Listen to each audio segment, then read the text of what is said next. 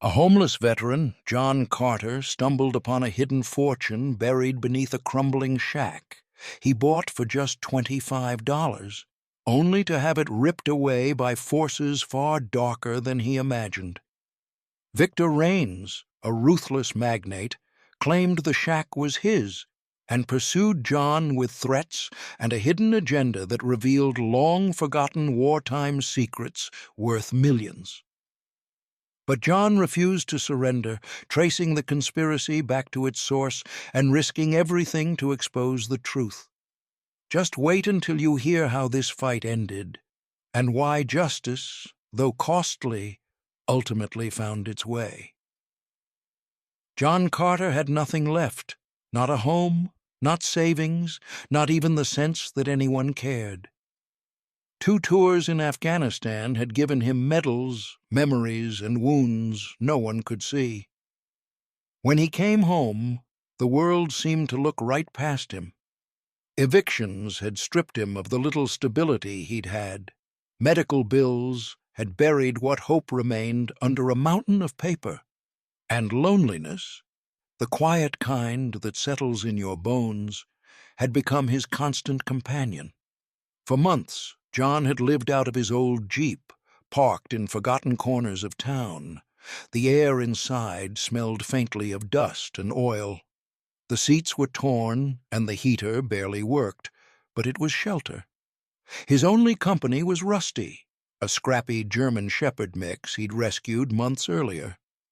Rusty had appeared one rainy night, skinny and shivering beside a construction site, and John had felt something shift inside him. They became inseparable, 2 outcasts clinging to each other in a world that had left them behind. One chilly afternoon in early autumn, John wandered farther than usual. Rusty padded alongside him, nose to the ground, ears twitching. As they walked through the outskirts of town, John spotted something strange. A battered wooden sign, nailed crookedly to a leaning post, reading, "Shack for sale, $25. The paint was faded, the letters barely legible. Behind it stood a structure that looked forgotten by time itself, a small shack with walls bowed inward, roof tiles missing, and paint peeling like curled parchment. Something about it caught John's attention. Maybe it was curiosity, maybe it was the promise of shelter, or maybe, deep down, it was Rusty's behavior. The dog was pulling him toward the shack with an unusual urgency, sniffing the air and scratching at the dirt. John paused, squinting at the scene. There was no logic to it. The shack was run down, barely habitable. And yet, something felt right. John felt a strange mix of hesitation and resolve. He was tired of living in limbo, tired of depending on scraps and strangers. Shelter, even if imperfect, was a chance for stability. Without fully thinking it through, John dug into his worn leather pouch and pulled out the last $25 he had. A single crumpled bill and a few coins. He stepped toward the shack and called out softly, "I'll take it." The owner, an old man with tired eyes, didn't ask for proof of income or a contract. He just nodded, scratched his head, and handed over a rusty key. "It's yours." "Good luck," he said. No one cared much about that shack anymore. John's fingers closed around the key with a strange mixture of pride and disbelief. $25. That was all it had cost him. The moment he stepped inside, the air felt different. Dust drifted in thin beams of light through gaps in the walls. The smell of old wood and earth was strong, and the floor creaked under his boots. Rusty padded ahead, nosing through corners, sniffing every shadow. The shack was empty, except for a broken chair, a few boards leaning against the wall, and a floor that sagged dangerously in places. John smiled faintly. It wasn't much. The shack was far from perfect, but for the first time in years, he had something that was his, a place to call home, somewhere safe, somewhere that belonged to him and Rusty. That was enough for now. But deep in the quiet of that shack, under the faded floorboards and layers of dust, something slept, forgotten for decades. Something that would not just change John's life, but turn it upside down. Something hidden, waiting for Rusty's curious nose to find it.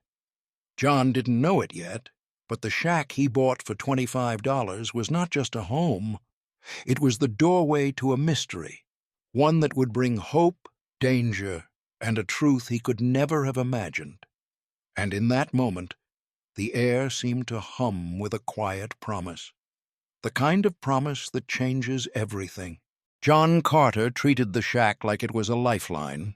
Day after day he worked on it, not because it promised luxury, but because it offered something far rarer, purpose. He patched holes with scavenged wood, nailed boards over sagging walls, and swept away years of dust and decay. The work was slow, exhausting, but each scrape of the hammer was a quiet victory. Rusty was always there, lying nearby, watching. Sometimes he'd tilt his head curiously, as if understanding more than John said. Sometimes he'd rest his paw gently on John's boot, as if offering encouragement. It was more than companionship. It was a quiet bond between two beings who had both been abandoned and had found each other. The shack transformed. Not into a perfect home, it was far too humble for that, but into a place that mattered. The creaking walls began to hold warmth. A broken chair became a resting spot. A rusty old oil lamp John found in a drawer became their light at night. John hung a torn blanket over a drafty corner. Every small improvement stitched life back into the shack. Word of John's stubborn dedication began to spread. People in town took notice of the veteran who refused to give up. Strangers left gifts by the shack's rickety doorstep, a bag of nails from Mr. Hayes at the hardware store, a rusty lantern from a passing traveler, a tin of paint from Mrs. Green, the grocer. No one knew exactly why John deserved their help, but they were drawn to his quiet resolve. John never asked for anything. He accepted the gifts with a nod and a tired smile, never speaking much about himself. But every gift carried a wordless admiration, and slowly the shack became more than shelter. It became proof that determination could matter. Then one afternoon a sudden storm rolled over the town.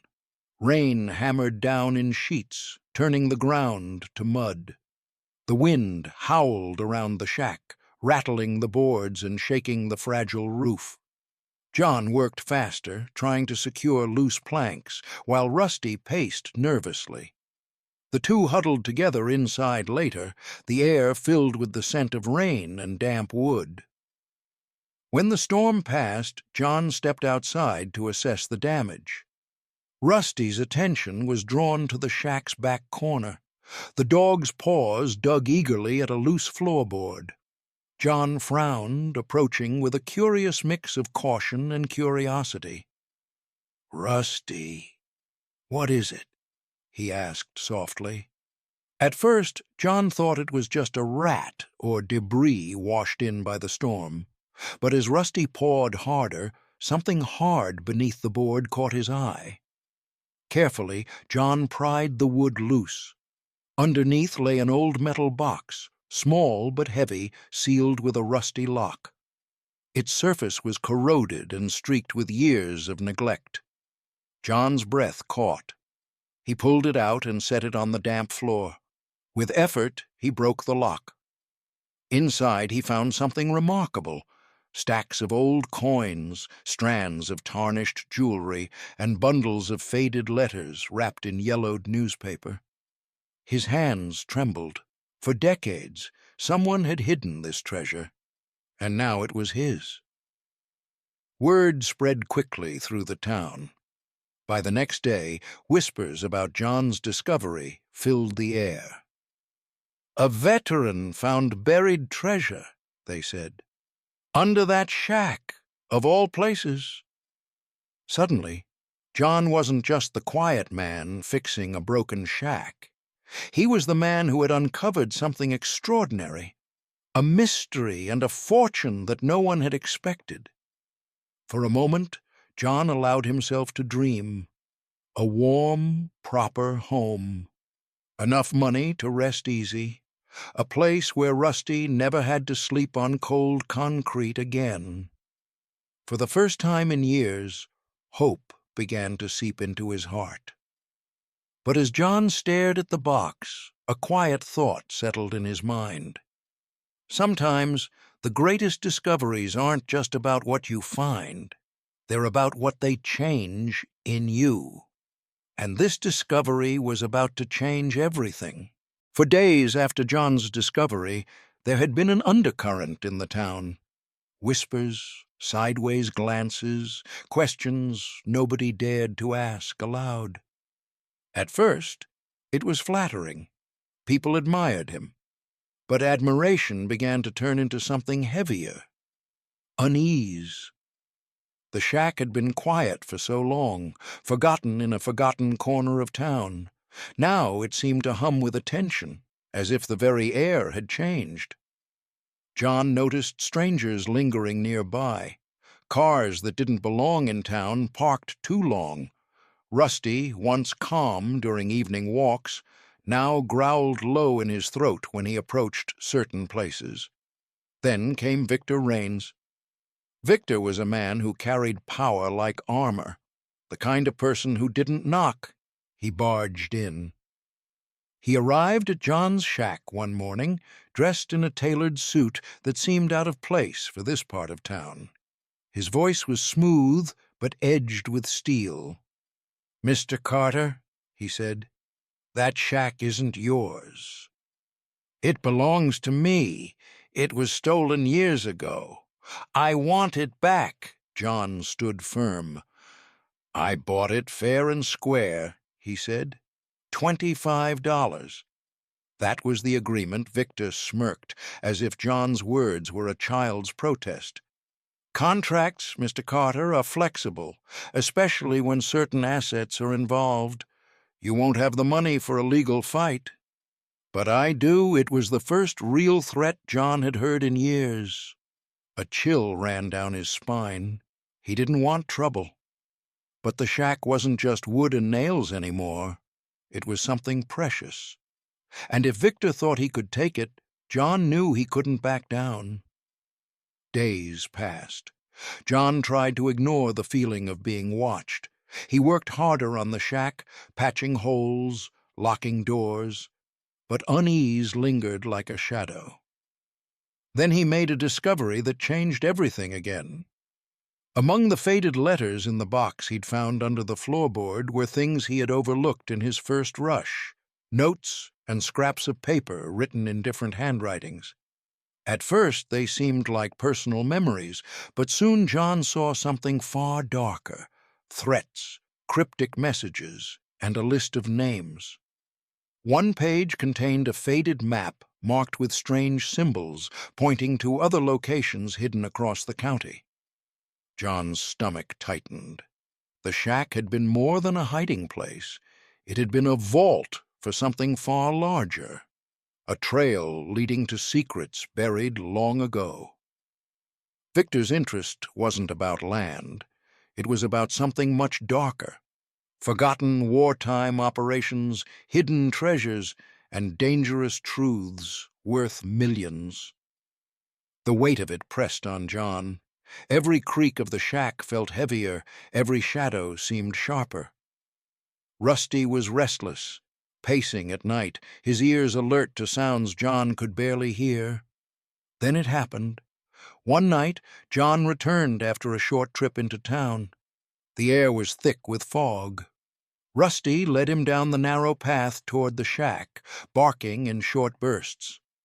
As John approached, the sound sharpened into urgency. The front door was ajar.